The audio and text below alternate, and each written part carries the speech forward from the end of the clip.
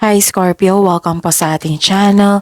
At ito ay inyong daily gabay tarot reading for November 24, 2024.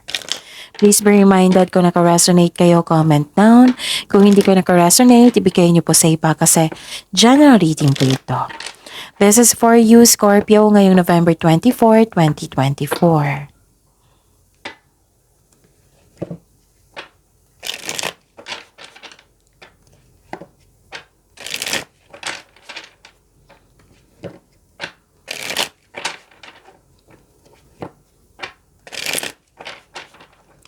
Para po ito sa inyo Scorpio ngayong November 24, 2024. Okay. Maraming salamat po sa inyo patuloy na suporta at maraming salamat din po sa mga hindi nag-skip ng ads. Gamitin ang reading na ito bilang gabay lamang sa mga hindi po nag-subscribe. Subscribe na po kayo at click bell notification para malaman nyo na may bago tayong video. Para sa mga gustong magpa-reading po, may lumabas dyan sa screen nyo ngayon. Panoorin nyo po at sundin ang instruction. Calling the attention sa mga suki ko dito na Scorpio. Open na po ang inyong monthly gabay tarot reading for November 2024. May 6 months from now reading tayo at love life reading po. So message me Scorpio for schedule. Maraming salamat po. Spirits Guide, mga ganap po para kay Scorpio ngayong November 24, 2024. I need 3 cards po.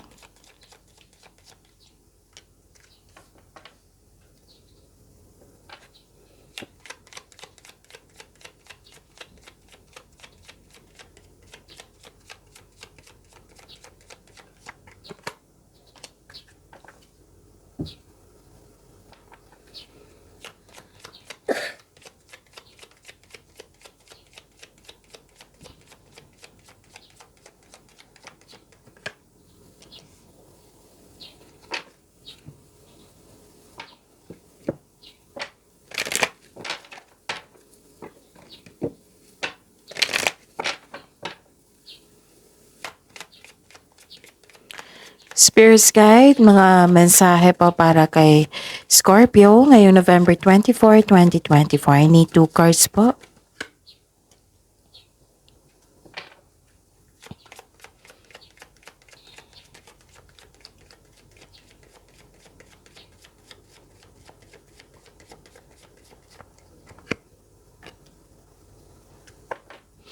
So, Scorpio.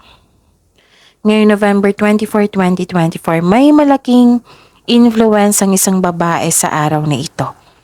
Maaari siya yung nagbigay ng peace of mind sa iyo or sakit ng ulo. Nakikita ko rin dito nagkaroon ng career stability, may dumating na opportunity at binigyan mo ng long-term plans. Kung hindi maganda ang pakiramdam mo the other day, the other week, last month, now, nagkaroon ng recovery.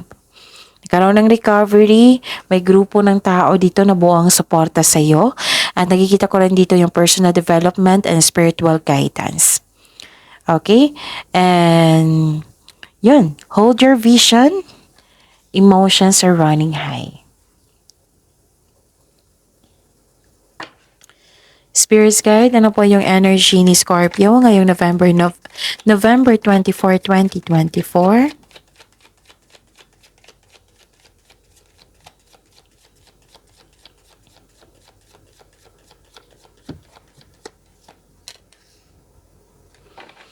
And the clarification at this card po.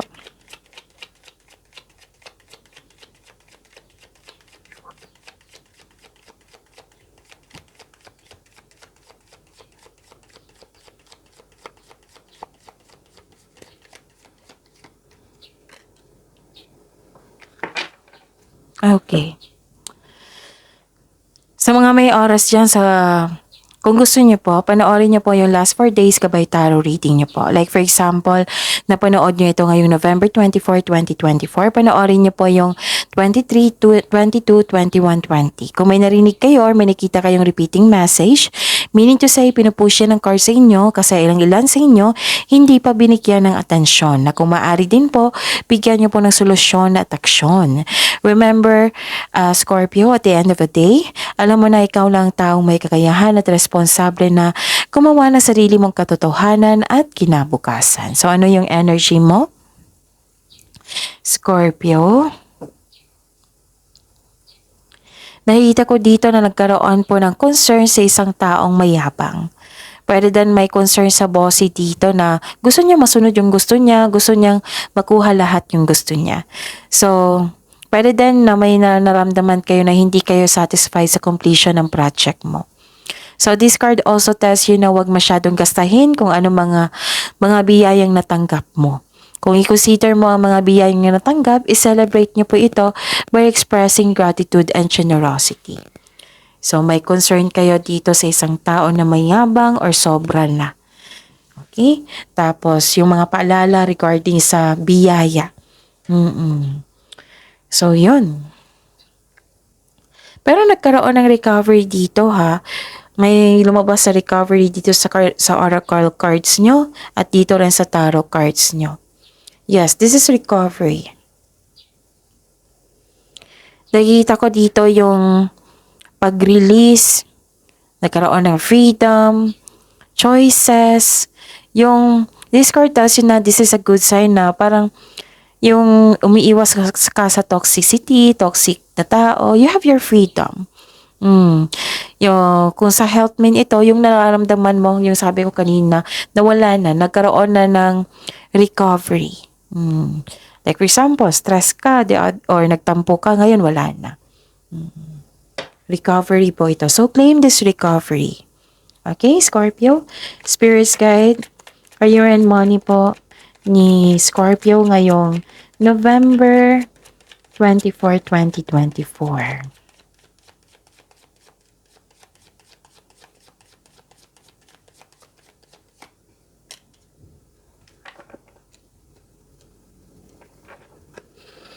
And the clarification of this card po.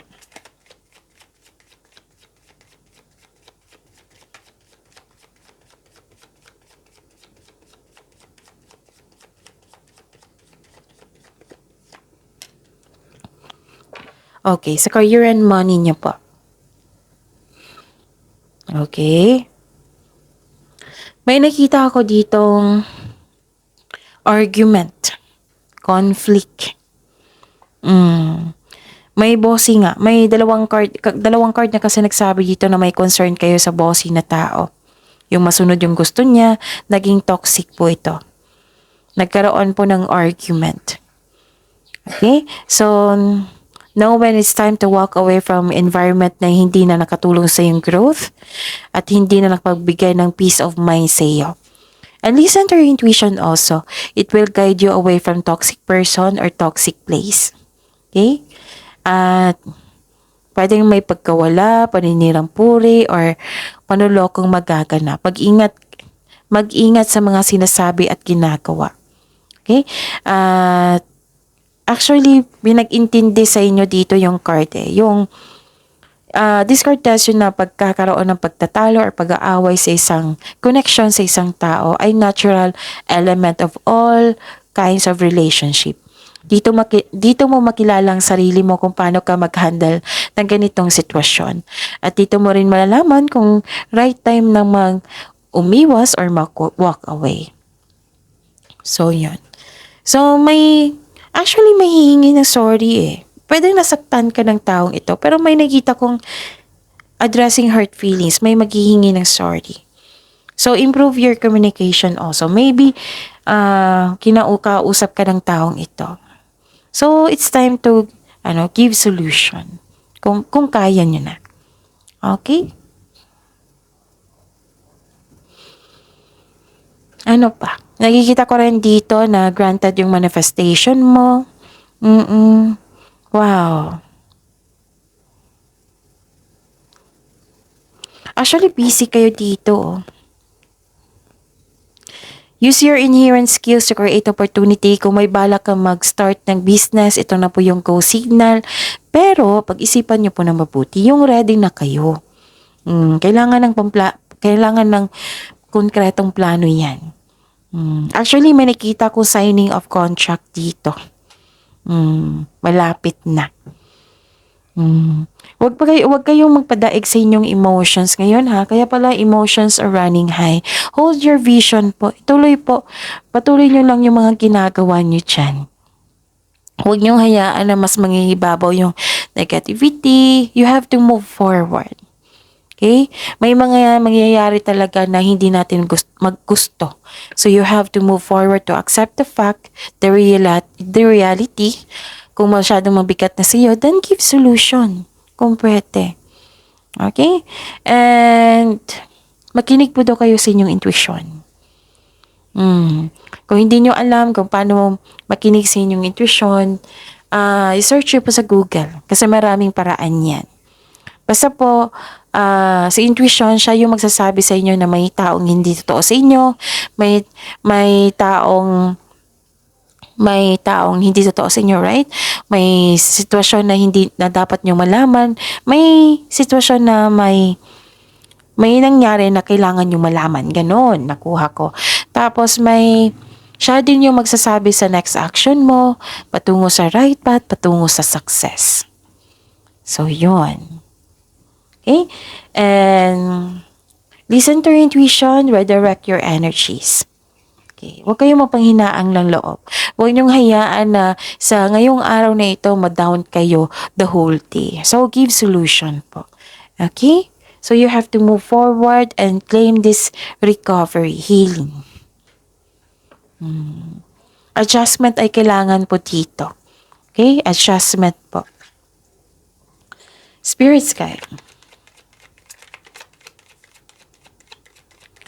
Career and money po ni... okay. Ulitin natin sa love life na pala tayo. Spirit's Guide, love life, self-love, partnership, and romance ni Scorpio ngayong November 24, 2024.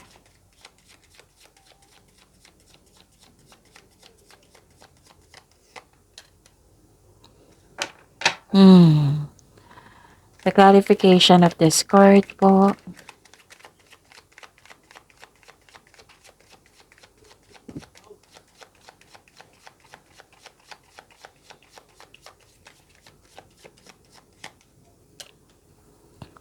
Maraming salamat po sa patuloy na tiwala at suporta sa ating channel. At maraming salamat din po sa mga hindi nag-skip ng ads. Nagtampo talaga kayo dito. Huwag kayong magtampo. Kung pwede lang po. Gusto ko sa ng card dito na magiging happy kayo. I-balance lang niyo po yung emotions niyo. Kasi, I'm happy kasi may ganap na, may natanggap kayong blessings. Oo, blessings is a positive energy. So, dito na lang tayo focus sa blessings po. Okay? So, yun. Nakita ko dito. Okay. Maraming salamat po sa patuloy na tiwala at suporta sa ating channel at maraming salamat din po sa mga hindi nag-skip ng ads. May nakita ko ditong 3 card na po nagsabi na hindi kayo nagkasundo. Maybe sa babaeng ito. Kasi may lumabas dito na malaking kanyang inheritance sa araw nito. From here to here. Tampuhan, separasyon, space. Nagtampo talaga si Scorpio. Baka kailangan ng pag-uusap po ito. And sayang naman po yung energy ng blessings. So dito na lang dito na lang tayo focus sa blessings, okay? Dito tayo mag-focus sa makontrol nyo. Kung makipag-usap sa inyo yung tao, then go ahead. Give solution na po. Okay? Yun. Baka naging sensitive kayo dito kasi marami kayong iniisip. Okay. May tumpuhan eh. Pwede din may naalala ka sa nakaraan na nagkaroon ng loss of connection. Nakaramdam ka ng bigat. Pero, I believe, natutulungan mo yung sarili mo kasi may 2 card na nagsabi dito na magkakaroon ng recovery. Okay ka na. Okay? So, trust your intuition talaga. Yung sabi ko kanina, nandito siya eh. Yung may sekreto na hindi mo pa alam. Kaya, makinig sa inyong intuition. Okay? Kailangan yung malaman. Ano pa? Naging emotional ka dito eh. At saka, i-process nyo po yung mga nararamdaman nyo ngayon. And You deserve to be happy. So, focus kayo sa blessings, oh. Ako nga na, happy ako sa blessings na receive nyo. So, hold your vision, continue lang po, move forward. Nakikita ko dito na may gusto kang bilhin. May gusto kang kunin. May gusto kang bilhin. Na hindi mo na malaya na check out mo na. So, ang sabi ng card dito, this card sent you a warning na control yourself. Baka nagkaroon ng paggasta na hindi mo naman kailangan. Or yun nga, yung may tao dito na hindi totoo sa inyo. Na may gusto siyang kunin sa iyo. So, focus, move forward po. Process po yung emotions nyo. You deserve this success. You deserve these blessings. Kung walang naniniwala sa iyo, marami pa namang naniniwala sa iyo. Yun nga yung yung career stability, that is the biggest success. Actually, may blessings talaga na na-receive nyo ngayon regarding sa career. And pagpaplano po, long-term plans, nakikita ko dito. Pero kung may gusto kayong bilhin, pag-isipan nyo ng mabuti. Pero kung gusto nyo talaga, then go ahead. Sikapin nyo lang na balanse pa rin yung pera nyo. Okay? So, yun. Magtiwala sa inyong sarili, makinig sa inyong intuition, have faith sa universe. Kung may nagkaroon ng argument, improve your communication, baka kailangan itong bigyan ng solusyon. Pero kung hindi pa kaya, then give time for yourself. Okay? Kasi emotions running high dito.